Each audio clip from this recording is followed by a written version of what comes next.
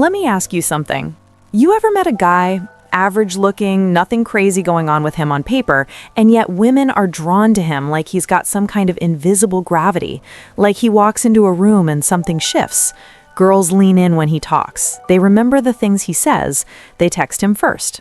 They bring him up to their friends. They laugh harder than they should at his jokes, and you're standing there thinking, what is this guy doing that I'm not? And then you look at yourself. You're not bad looking. You go to the gym, you've got your stuff together. You're a decent guy. You don't disrespect women. You're actually one of the good ones. But for some reason, the connection never sticks the way you want it to. She's cool with you, she's nice, but there's no pull, no obsession, no that I need to talk to him energy that keeps her coming back. And I know exactly what you've been told. You've been told to look better, get richer, get taller, get more confident. And yeah, sure, those things don't hurt, but here's the thing nobody tells you. Those are the features on the outside of the house. They get her to look at the house. But what makes her want to move in? What makes her want to stay? What makes her feel something she hasn't felt with 100 other guys who were also tall, also decent looking, also had jobs and went to the gym? That's what we're talking about today. The 9 things that create genuine, deep emotional attachment in a woman. The kind that makes her think about you when you're not around. The kind that makes her bring you up in conversations you weren't even part of. The kind that makes her realize she's never quite met someone like you before. And I'm going to tell you right now, none of these 9 things are about your face. None of them are about your wallet. None of them are about how big your arms are or what car you drive. They're all internal. They're all things you can build. And when you understand them, not just hear them, when you actually get why they work, the way you carry yourself changes. The way women respond to you changes. Everything shifts. So let's get into it. And pay attention because the last one on this list is the one most guys never figure out. It's the one that separates the guys women casually like from the guys women can't stop thinking about. Number 1, you make her feel safe without being soft. Let's get this clear right away. Safety doesn't mean boring. Safety doesn't mean weak. Safety doesn't mean you agree with everything she says and never push back and do whatever she wants. That's not safety. That's submission, and women can smell the difference immediately. What I'm talking about is emotional safety, and it's one of the most powerful forces in attraction that nobody talks about correctly. Here's the truth. Women go through a lot every day. They deal with attention from men they didn't ask for. They deal with social pressure. They deal with environments where they have to perform or protect themselves. They walk around with their guard up more than you probably realize. Not because they're paranoid, just because the world requires it of them.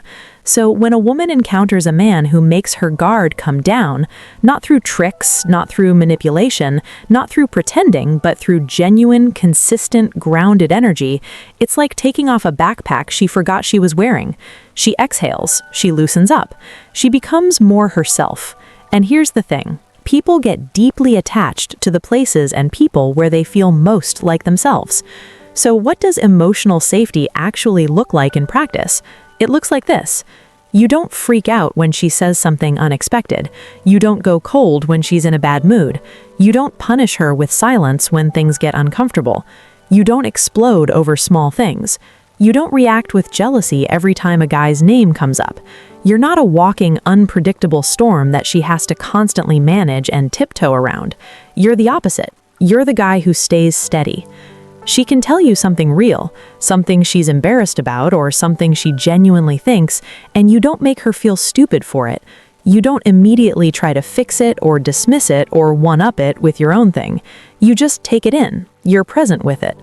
That is magnetic. That is rare. And when a woman finds that, a man who feels safe without being boring, who is steady without being dull, who is calm without being cold, she doesn't let go easily.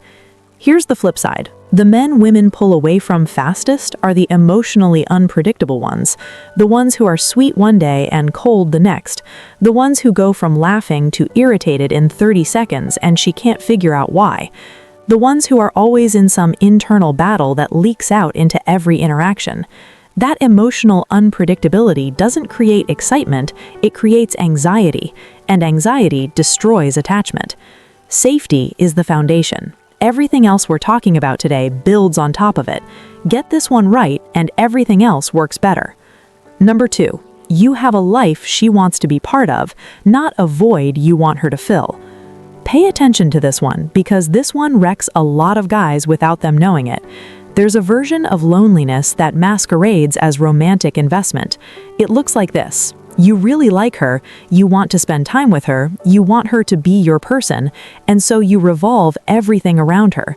You're always available, you rearrange your schedule, you put your stuff on hold, you make her the center.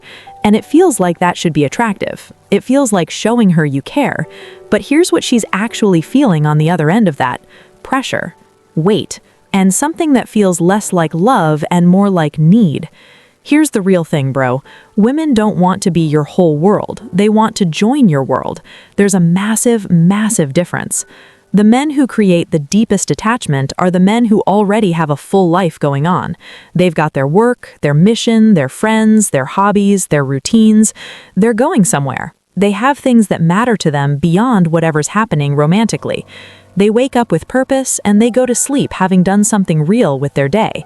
When a woman sees that, when she sees a man who is genuinely alive, who doesn't need her to function, who has a gravity of his own, she wants in. Not because she's playing games, not because she's hard to get, but because something about joining a moving train is exciting in a way that babysitting a stationary one never could be. And here's what this does to the dynamic in a relationship. When you have your own life, your presence feels like a gift. When you show up for her, it matters, because it's not the default, it's a choice. When you carve out time in a busy life to spend it with her, she knows you mean it. Compare that to the guy who has nothing going on and is available 24/7. She doesn't feel chosen, she feels like the default. And nobody falls in love with being someone's default. So if you're sitting there thinking, why doesn't she appreciate how much time I give her? Flip the question. Is there anything besides her that you're genuinely investing in right now? Your career, your craft, your body, your friendships, your goals? Because the version of you with direction is 1,000 times more attractive than the version of you with availability. Build your life, not to attract women, that's a side effect. Build it because it's yours and it deserves to be built. And watch how the energy around you shifts when you do. Number 3, you listen in a way that makes her feel understood, not just heard. There's a difference between hearing someone and making them feel understood. Most guys hear, very few actually make someone feel understood, and the ones who do, women don't forget them. Here's what listening usually looks like for most men. She's talking, he's waiting for his turn. He's half tracking what she's saying, half thinking about what he wants to say next. And the moment there's a pause, he jumps in, either with a solution, a comparison, or something about himself. It's not malicious, it's just the pattern most guys run. And she knows it. She can feel when someone is waiting for her to stop talking versus when someone is actually taking in what she's saying. And when she feels the former, she might keep the conversation going, but she won't go deeper. She won't share the real stuff. She keeps it surface level because surface level is what feels safe with someone who isn't fully paying attention. Real listening looks like this. You're not rushing to fill the silence after she talks. You sit with what she said for a second before responding. When you respond, it's actually about what she said, not a pivot to your own experience.